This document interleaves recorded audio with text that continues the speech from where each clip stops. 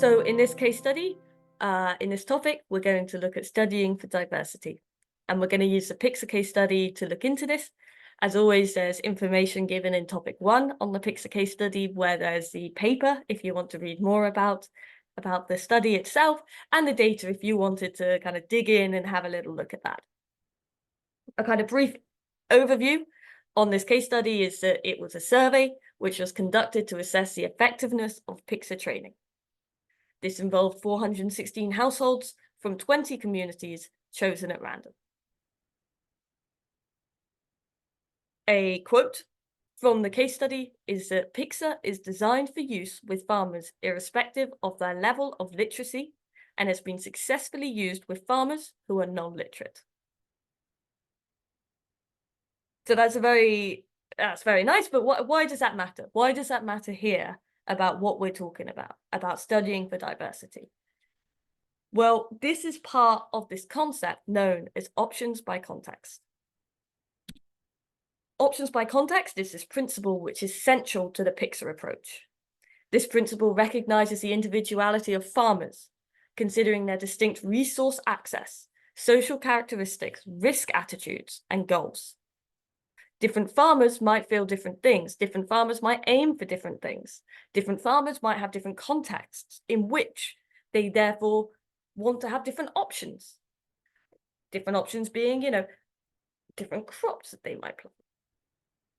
Farmers' suitable, intriguing options are likely to vary, which highlights a need for giving these options. So, for example, the weather conditions in the region. You might, which is represented in this little image with the kind of sun and the cloud. It might be in this study, there was 4,700 farmers. And so in the training, there's 4,700 farmers across 6 districts in northern Ghana. It might be that one region has a different weather pattern to another region. And therefore, those farmers in that region with one weather pattern don't necessarily want to have the same, might not use the same, might not plant the same crop as that of the farmers in another region with a different weather pattern. Because it might be that, well, that crop doesn't perform as well for me because I don't have as much sunlight. I don't get as much rainfall. Alternatively, it might be that this crop works a lot better for me because I have this soil quality. Due to the soil quality in my region, it might be that I'm going to use that crop there. Again, it might come down to other things of like the source of water. Is there a river nearby? Is there a well? Market prices. Is one crop at the moment going great in the market? Is there an issue with accessing this certain fertilizer? Well, that kind of more touches on farming technology available, such as kind of fertilizers and things, or items that you have that might help you. Well, okay, well, we can access this fertilizer, which is great for this crop. So actually, I'm going to go for this crop. In another region, you might not have that access to that fertilizer. So it might not make sense as much for you to go for that crop. It might make sense instead for you because of your sunlight, because of your soil type, because of that river nearby, might make sense for you to go for a completely different crop. Depending on your context, you want different options. Other examples might be if the farmer wants to use sustainable farming practices, the government regulations, and so forth.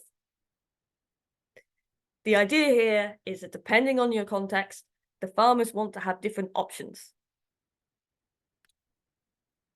And this concept guides the training and the survey design.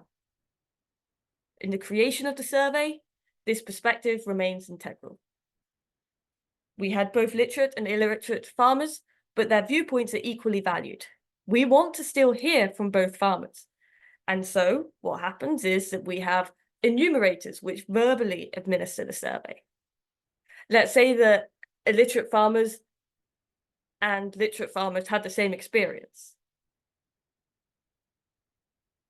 Well, now, if our literate farmers were always answering by a paper survey or an online survey without an enumerator there, but our illiterate farmers always had an enumerator, we might then get some bias in there. It might be that having an enumerator there means you're more likely to agree with them, more likely to say that it was positive when actually it wasn't.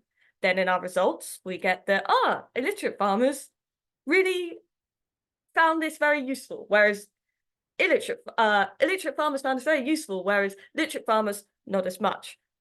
That might not actually be the case. It might be that actually our illiterate farmers had an enumerator there and our literate farmers did not.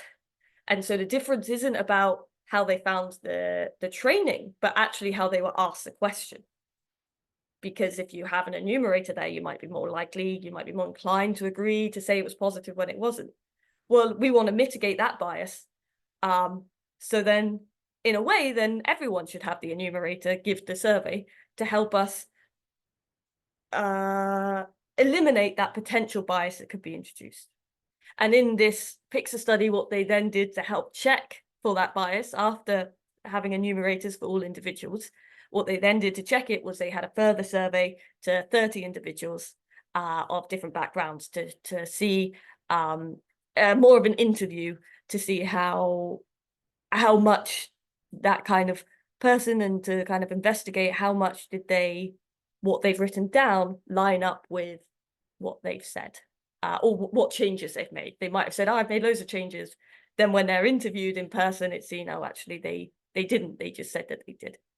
That touches a little bit more on what we've discussed in topic 3, but just some kind of food for thought of how we need to think about the design, but also think about these different options by context and when employing the design.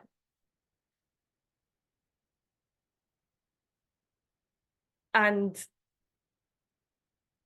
this inclusive design aspect represents just one instance of the considerations incorporated into the PICSA survey structure. So overall, it's important to acknowledge options by context when designing a study and analyzing data. Rarely does a universally best solution exist, which emphasizes the necessity of context-sensitive approaches. For example, we might have there's a difference in desired crop season length among different farmers.